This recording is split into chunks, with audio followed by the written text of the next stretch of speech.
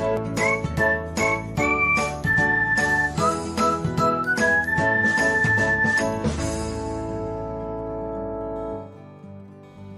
everyone, welcome back to another episode of Technologyglance. In this video, I'm going to guide you through how you can move pins from one section to another on Pinterest. So, let's get started.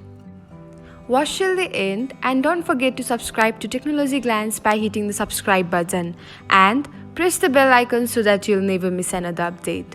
Without further ado, let's get started. First of all, open the Pinterest tab on your device. Now, tap on your profile icon and then open a Pinterest board. After that, open the target Pinterest board and then select Organize option.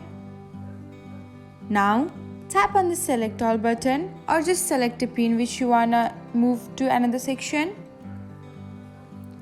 And then tap on the first button that you can see on the bottom of your screen. Then tap on the target Pinterest board and then select the section in which you want to move the pin. And that's it. This is how you can move a pin from one section to another on Pinterest.